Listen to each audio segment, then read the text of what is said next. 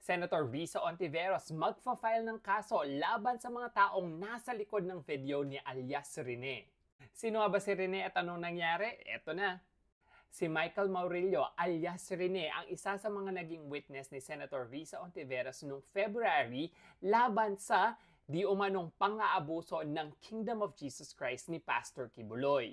Sabi noon ni Rene na di umano sinasaktan siya ng ibang miyembro ng Kingdom of Jesus Christ at allegedly nakita niya si former President Rodrigo Duterte at VP Sara Duterte na nakipag-meeting kay Pastor Kibuloy na may dalang mga armas.